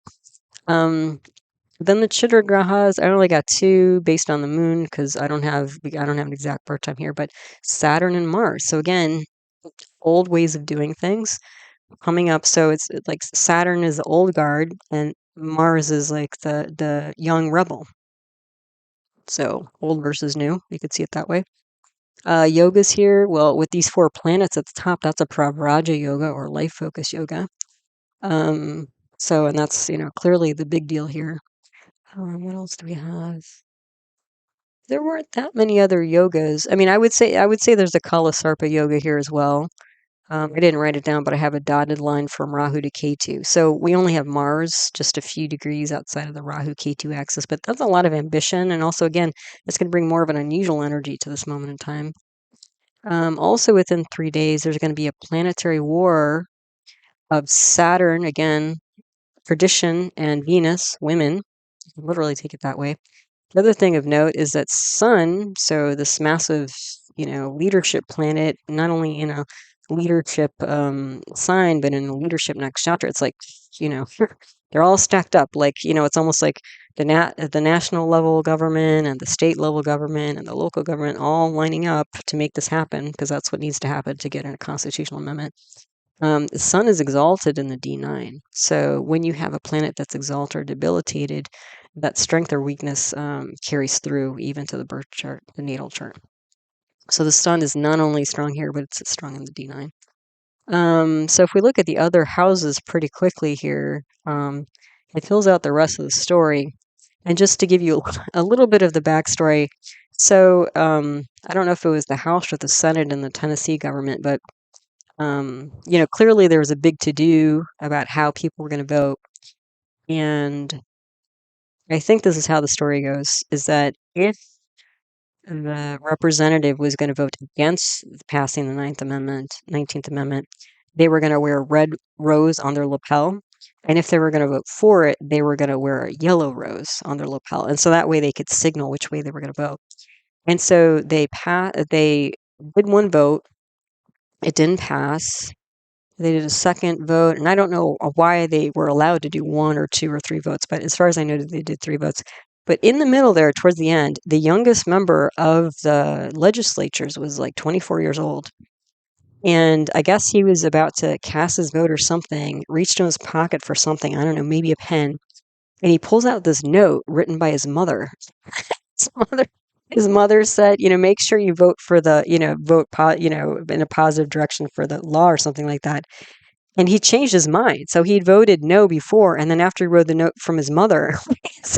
So it's a very strange, thing, of how this all worked out. Again, that's that K2 energy of just what a bizarre, even story, right, for me to share with you. All right, so we looked at the lugna here at the top of the chart, or the Surya, excuse me, the Surya lugna chart. The second house, we have the Lord is Mercury. And Mercury's going to the 12th house of losses. So you could literally say loss of funds, voice decisions. Those are things that Mercury represents and the second house represents. And I would say loss of voting. And Mercury is in Pusha here. So that's, emotional stability coming through here. So I think this is like, how do I say? It's kind of like a steady effort, to avoid further losses of voice and decisions and things like that. So then the third house here, the third house lord is Venus. And let's see, Venus, 320. Sorry, I'm doing math in my head. Venus is also, I believe, in Purva Falguni. Sorry, I'm just, a second. Sorry about that. And even though I'm drinking a lot of water, all of a sudden my voice went like really dry. So the third house lord of Venus, we have a karako bhava nasha Marsian, like we did in previous charts. So this is going to be a problem with neighbors, problem with siblings, that sort of thing. And Mars is in Vishaka Nakshatra. That's like a energy of a victory, but through any means possible, by any means necessary. So that's not the usually nicest way to gain victory, if you're losing friends left and right. Then Rahu is there in Swati. Swati is also like an unusual, ambitious energy, similar to K2, a little bit different. But it's in Swati. Swati is symbolized by, that nakshatra is symbolized by new grass blowing in the wind. So it's a very fragile type of energy. There's also a dark moon here. And again, moon is also a female energy planet like Venus. So if you put this all together, ambitious women fighting and writing. So again, that's this whole legal thing going on. And you also have an aspect of Saturn here. Ambitious women fighting, old writing with aggressive neighbors. You kind of get the gist here. Then the fourth house lord is Mars, and Mars has gone 12 houses away from its fourth house. So, and Mars literally can represent men. And so since Mars is with Rahu, you not only have ambitious women, you have ambitious men, and they're fighting, going at it. So, this would be like loss of male dominance, is how I could read it. The fifth house lord is Jupiter. It's aspected by, it aspects its own house, and you have K2 in here as well aspecting. So Jupiter in Sagittarius is going to be all about education and counseling and the law. And Ketu there is like an unusual education or counseling. And I would even say that this might be, and Jupiter can be publication as well. I could even see this being the letter from the mother of the son or the council person, legislator who changed his mind. And that's the only reason that the 19th Amendment was passed in Tennessee. So other states passed it, after this, but this is when it, kind of cinched the win, so to speak. Then we have in the sixth house here, the sixth house lord is Saturn. It's aspected by Mars, which is exalted in Capricorn, and then we have Mercury aspecting here as well. So we have a very strong wall of verbal opposition, I would say here. The sixth house represents enemies. So we have, with Mercury and Mars there, it's going to be like, pretty aggressive speech, probably on both sides. Then their opposition to this, bill passing of this amendment. Then the seventh house lord is also Saturn. It aspects its own, and you have an aspect of Venus, Sun, and Jupiter as well. So this is where you get into, up against an old paradigm, as we have now, which is what I've been talking about.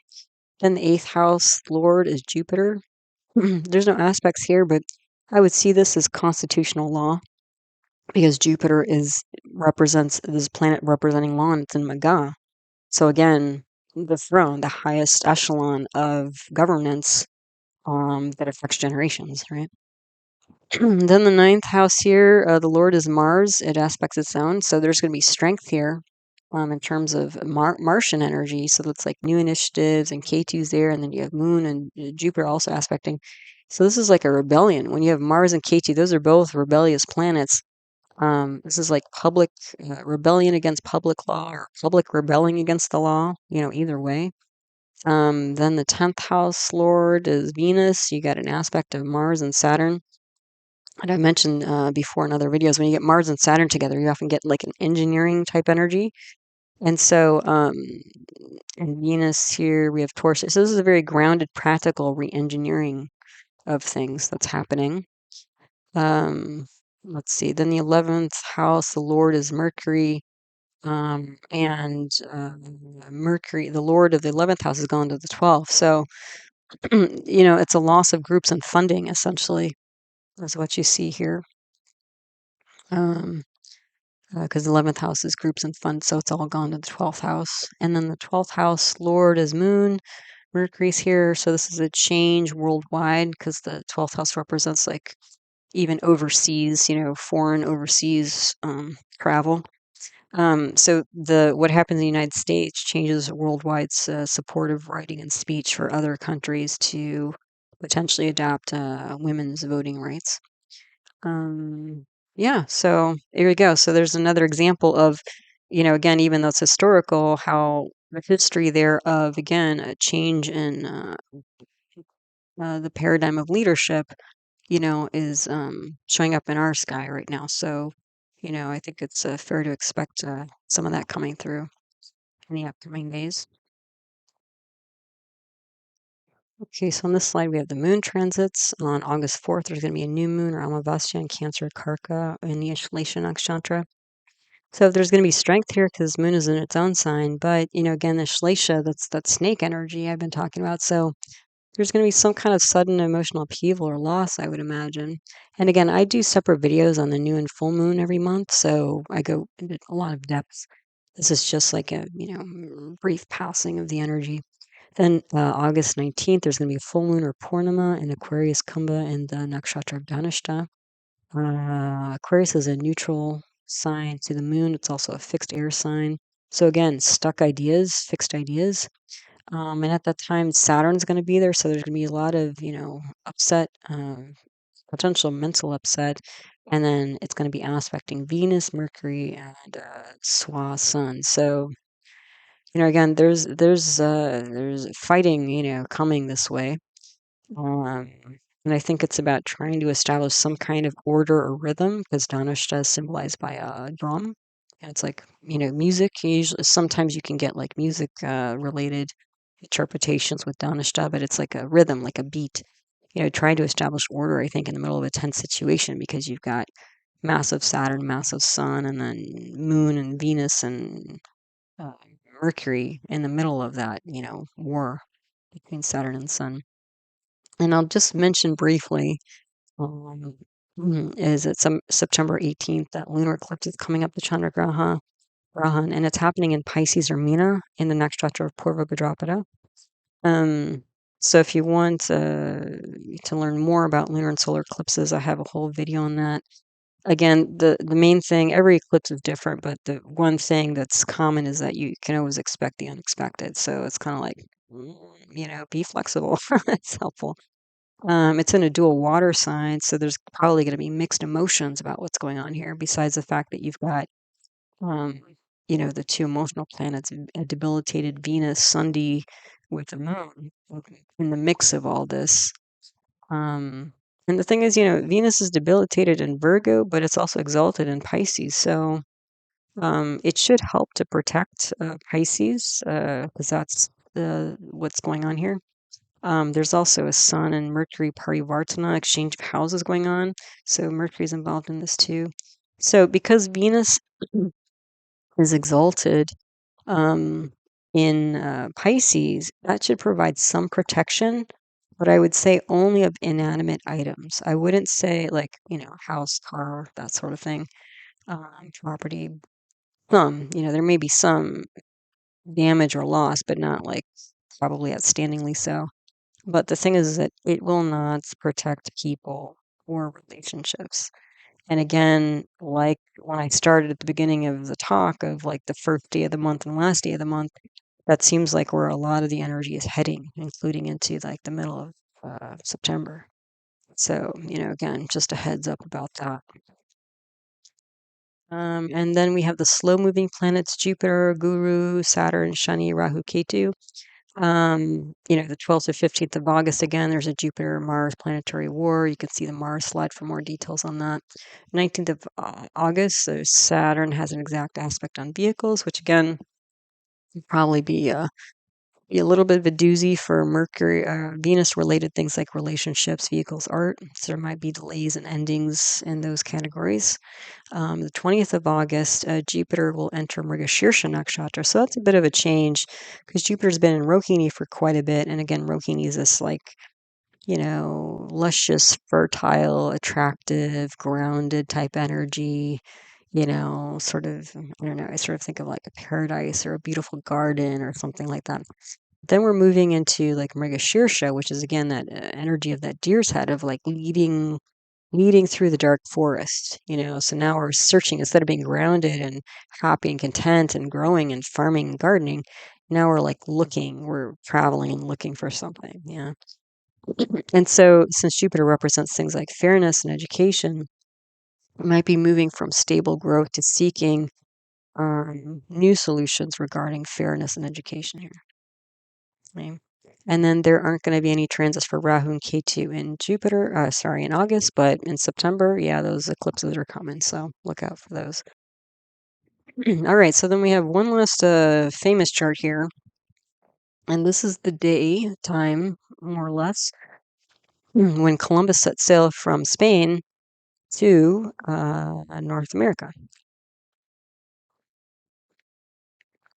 Okay, so the time here is August 3rd, 1492. The time. This is not an exact birth time. Let's have a question mark, but probably pretty close. So I got this time through two things. One, in his journal, Christopher Columbus, he wrote that his crew set sail half an hour before sunrise. And my Jyotish software showed me that sunrise on this day was in Palos de la Frontera, Spain, where they sailed out of, happened at 5:14. So the 4:44 time is half an hour before 5:14. That's the time that I use for this lugna. It may not be correct, but when I go through the chart, you'll see it makes a whole lot of sense. If you push it back later, you would get a Sun in Leo rising chart, kind of similar to what we had with the 19th Amendment. And it gives a very different vibe because that would be more about governance if we had Sun and Leo in the Lugna, like we did in the 19th Amendment. Whereas now we have a Cancer Lugna, which is a Chara Jal sign, a movable water sign. So a lot of movement in water, which literally he's sailing across the Atlantic Ocean. The other thing is here we have Jupiter and Mercury in Digbala, so they have directional strength in the first house. And Jupiter and Mercury are the two education planets. So a lot of what this trip was about was learning science and math and geography and what was out there, and it was an exploration trip. So I think this is probably, it may not be the exact time, but I think this is the right Lugna.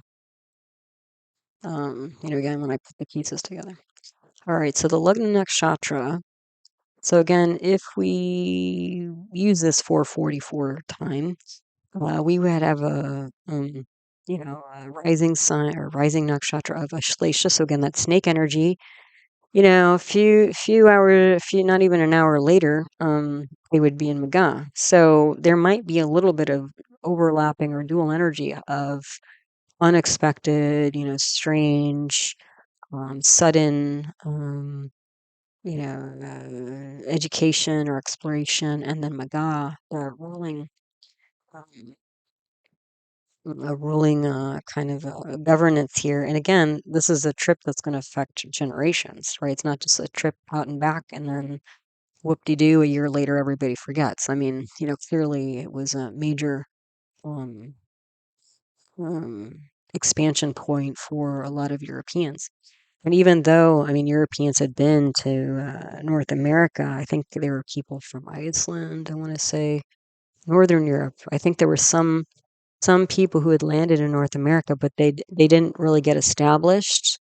I don't know if they perished or went back home or what happened, but it didn't flourish the way that this trip seemed to support. Yeah. So when you get this together, so surprising and probably treacherous. I mean, the Shleish energy, like that's no joke. It's like um, snakes and yeah, they can be treacherous. If they're poisonous and stuff. Surprising, treacherous leadership, ancestors. We kind of get that energy. The Sun Nakshatra is in Maga again, so like we've been seeing, it's a major. And again, if we take the Sun in Leo Maga in the second house, there's just going to be a lot of support by a strong government, which was essentially Queen Isabella of the Spanish government supported this trip and paid for it. Then the Moon Nakshatra is in Jesta. And this moon was in Jesta from midnight to 15:10 p.m. So moon was in Jesta that morning. So again, there's a protective energy here. Then the day lord was Sun, and the hora lord was Jupiter, and this was between 4:44 and 5:14 a.m. This was true.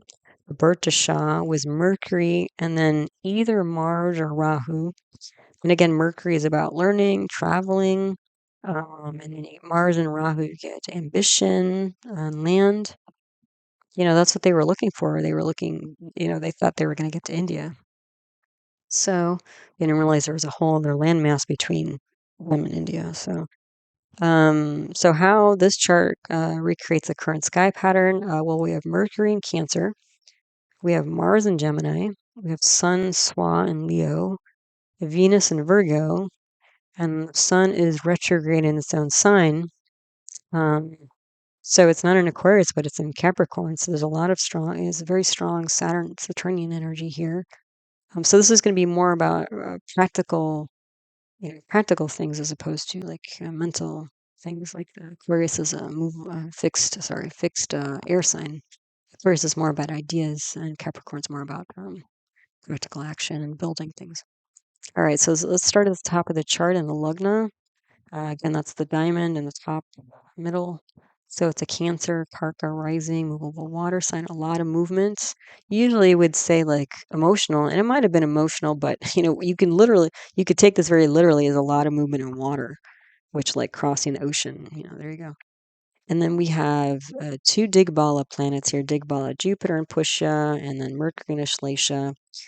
So, and then you also have a Digbala Swa retrograde Saturn, which is how many? So Digbala is one kind of strength, Swa another retrograde. So this is like a triple strength Saturn.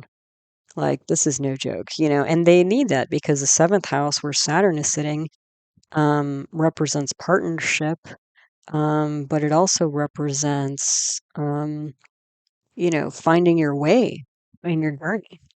And Saturn is in Dhanashta, so finding a rhythm, in your journey, which they did. They were successful, right? They made it more or less. Um, so when you put all this together, we got learning, publicity, because Jupiter and Mercury are like publicity. And that's the thing is that when I was reading about the history here, Columbus apparently was sort of pitting I think the Portuguese government against the Spanish government, and because they had recently separated into two separate countries or something. And Queen Isabel of Spain actually had was paying Columbus a sailor salary, like I think a year before they set sail, because they didn't want him shopping himself and his ideas to other governments because they wanted to be the first ones here. So what do we have? Learning, publicity, much water movement, endurance because of that massive Saturn. It's kind of crazy. And the other thing is you have Mars aspecting into Capricorn. So that's like, massive engineering, a massive organization. But, massive Saturn with Mars in the seventh house is kind of wild. So it's a well-supported idea, endeavor. It's also a shocking idea. I mean, I thought at this time I wasn't sure. I thought maybe they were still thinking the world was flat, but by this time they knew for the most part people weren't thinking the world was flat anymore. But they had no idea where they. It's like just jump on a boat and start sailing. I mean, who knows where you'd end up? That's pretty wild. And the Lagnatia here is this bright moon in Jesta. It's gone to the fifth house, which is a Dharmastan of duty. There's an aspect here by Jupiter. What do we have there? So, and this is all happening in Scorpio. So there's a deep transformation here of public mind and teaching. What was on the other side or, out of distance. They thought they were getting into India. They thought, they learned more, but they found a whole lot about, some new place. Um, the other thing that's I like again, this is a very literal chart from what I'm seeing. All three planets, like the Jupiter, Mercury, and Saturn, especially with those three having Digbal, like literally, it's called directional strength. Like, wouldn't you want a lot of directional strength if you were getting on a boat and crossing the ocean? I was sort of laughing about that. I was like, I don't know if they had astrologers on board, but they picked a good time, if they did. Or they just had good karma and that's what picked the time for them. Then there's a bunch of yogas in here. You've got Hamsa yoga because Jupiter's exalted in the Lagna. You've got Shasha yoga. That's this massive Saturn um, in the seventh house. So again, more power, more power. I have a Subhabayachari solar yoga here because you've got Venus and Jupiter and Mercury on both sides of the sun. That's going to be a very rich and powerful monarchy, uh, you know, both before and after. Probably more after they come back home with the goodies that they've got from North America. There's also a Kala Sarpa yoga here, so most of the planets on the Rahu Ketu axis. That's a lot of ambition. Again, it's an unusual endeavor. Not something that happens every day, I'm sure back then. Then the Chidra grahas, I only got the two because we don't have any. I wasn't sure if this was an exact birth time, but Venus and Saturn. So Saturn again, the endurance that was needed, the perseverance that was needed to have this happen, because they were trying to get this up and going for a while, at least a year. So before they set sail and then after. And then the Venus is debilitated in the third house. I would see this as like, and Mars is aspecting here. Let's see, where Venus is. Vishaka, I want to say. No. But Venus is in Hasta. So Venus is people, kind of grabbing things, and this could be like siblings, but also neighbors. Um, and the thing is, there was actually a mutiny that Columbus had to quell. But the other thing is that I could see this being like natives of North America on these, mostly islands and stuff that they landed on. Some were hospitable and some of them weren't. And they did actually take slaves back to Spain, so I'm guessing people weren't volunteering for that, right? So, what else did they have? So that was a sticking point, especially when they have Mars there, and Mars was in, let's see, Punarvasu. So, again, this is like people going out and coming home and going back and like disturbing neighbors, essentially. Yeah, I mean, I don't think they were gracefully accepted everywhere. What else do we have here? Yeah, so and then the yogi, aviyogi, and the duplicate. So these are money planets here. So the yogi is Jupiter. That's right at the top with Digbal, exalted Jupiter. So a lot of wealth involved here and successful. And then the aviyogi was Sun. So this might have been that like initially, because it was a new Spanish government, I don't know how much they had, and they probably had a lot that they had to pay for if they were establishing themselves independently. But that might have been why some concern about funding here. Why it wasn't a straight shot? Like why was, maybe the Spanish government had to clear the funds or gather the funds or maybe that took a while because it wasn't just readily available, who knows. Then the duplicate yogi was Moon, and again the Moon here I think you could literally say was like Queen Isabella because the Moon represents the Queen. And again it was, again this is interesting because this is like because we're dealing with a, again I'm assuming Cancer Karka Lugna here. This is more about, an exalted queen here. And Moon has gone to the fifth house of counseling. So she was the one advising. It wasn't the king of Spain, it was a queen of Spain. So that was kind of cool. Um, okay, and then okay, and then oh, this is interesting too. So I did say, and you see here Saturn retrograde in Capricorn, but look at this, it's at 29 degrees 54 minutes. Saturn was in Aquarius on August 1st at 2054, which is like what, like 30 hours, like barely a day more than this. So actually, even though it doesn't seem like it, Saturn basically, in some ways, was in Aquarius almost up until they set sail. And since it's retrograde, Saturn will be back in Aquarius. Uh,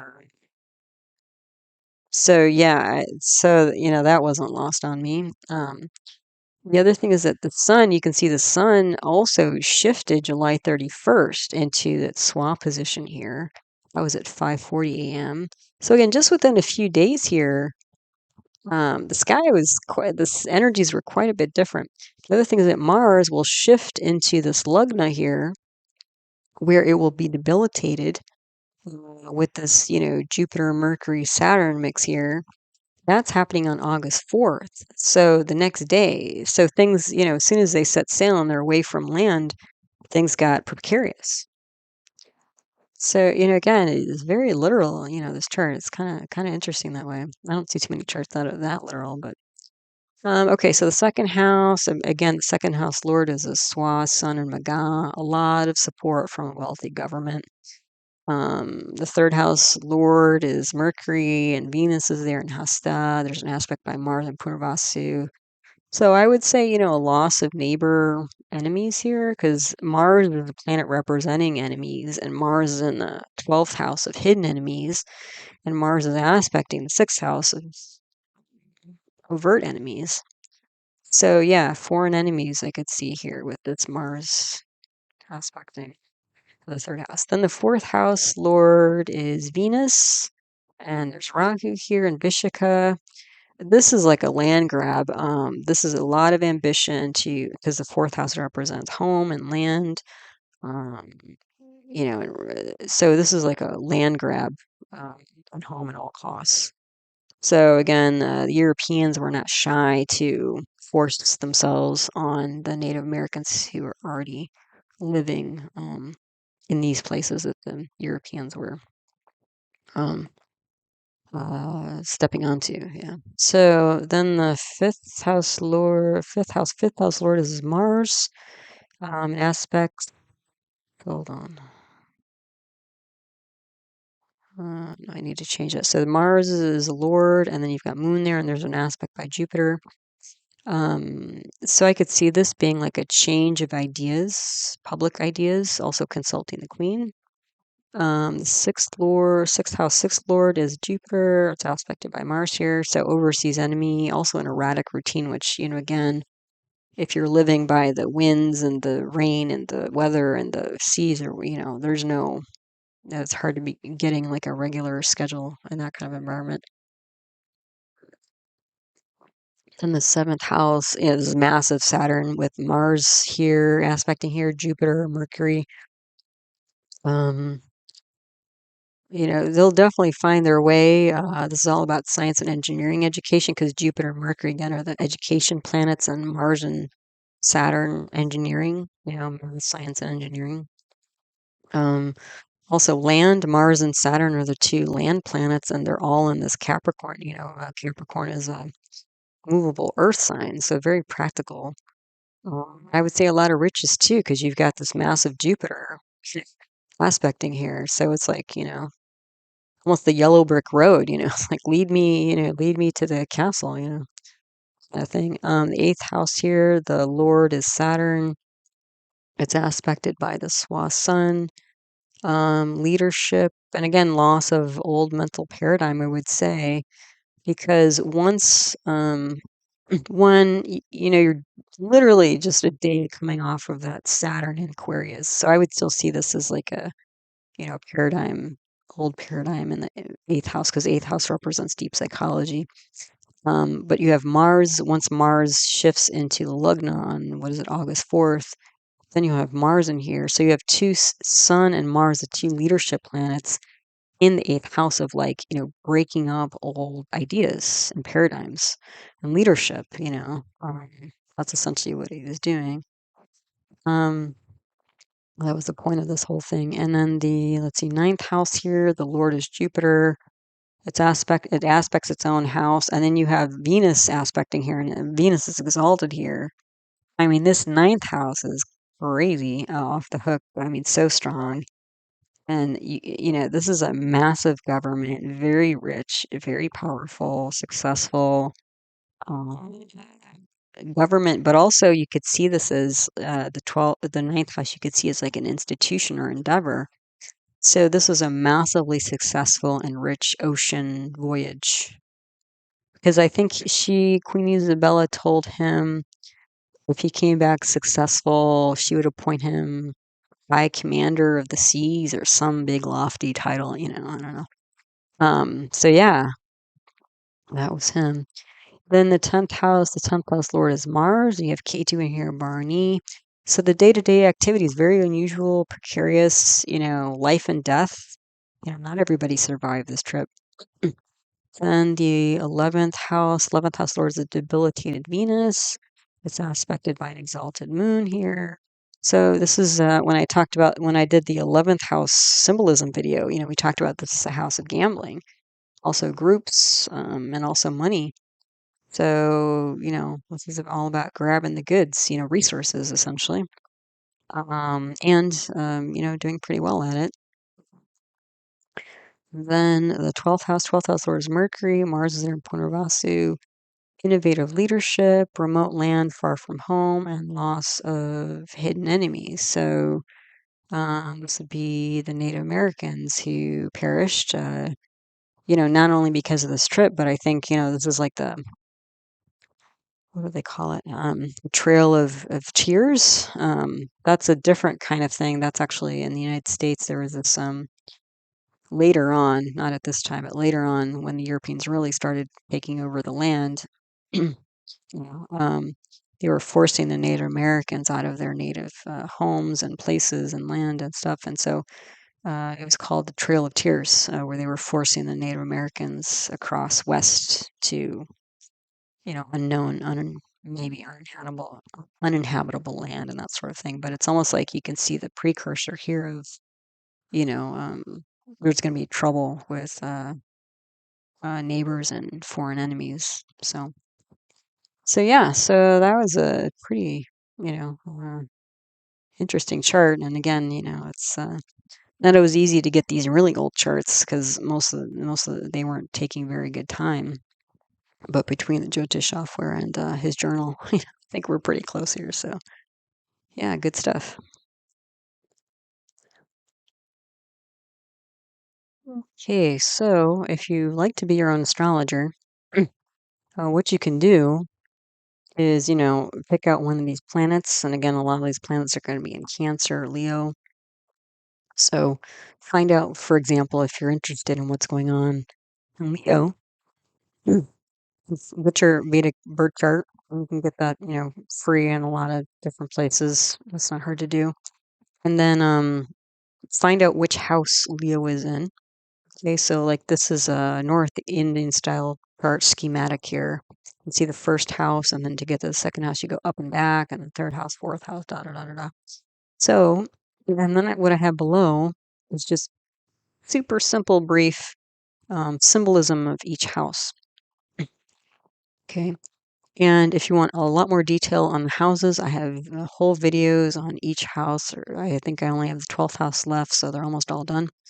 But let's say you're interested in Leo in the first house. Well, the first house represents self, personality, health, and reputation. So if you get Sun in Leo Maga in the first house, like when it makes that transit, I would assume there would be a very strong push to, take charge, frankly.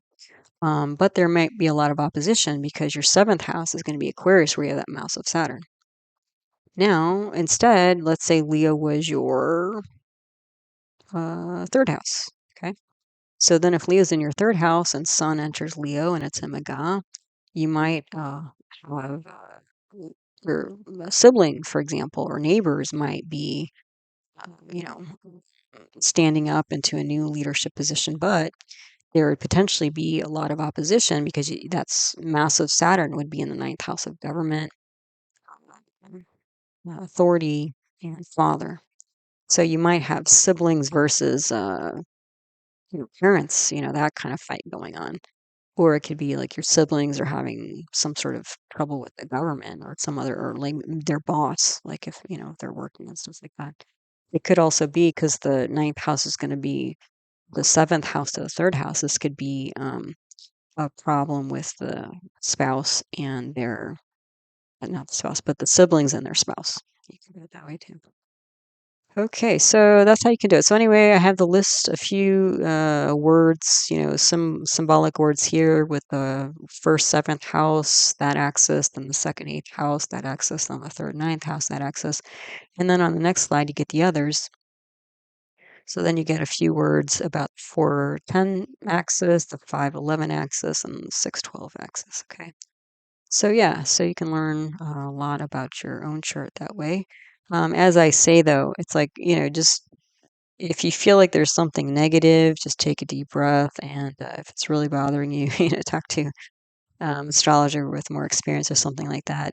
Don't do this in a way that, you freak out about your chart in any way. Yeah. So it's all about learning and enjoying, it's a pretty interesting and fun thing to do and be a part of, I think, the astrology. So, okay. So, thanks as always for your time. I appreciate you stopping by.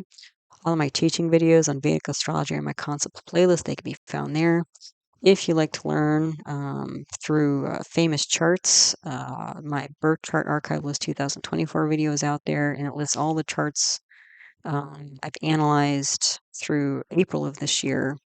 So it tells you the videos you can find them in. I do offer individual birth chart readings live on Zoom or as pre-recorded video. If you're interested in that, you can email heartlightastro@yahoo.com for more info on that. I do have another YouTube channel on natural medicine that includes other Vedic arts such as Ayurveda, which is traditional Indian medicine, yoga, and then other paradigms of natural medicine like homeopathy and naturopathic medicine.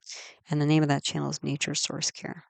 So, as always, thanks so much for your support of my work and the channel in all the different ways that are meaningful to you. They're all meaningful to me. So, whether it's subscribing, liking, uh, commenting, asking about personal birth chart readings, sending in donations, all of it's much appreciated. So, thank you for all of that. And as always, I hope you found the talk interesting, helpful, and useful to you as you learn to navigate the energy cycles of your own life. All right, so take good care, and until the next one, namaste.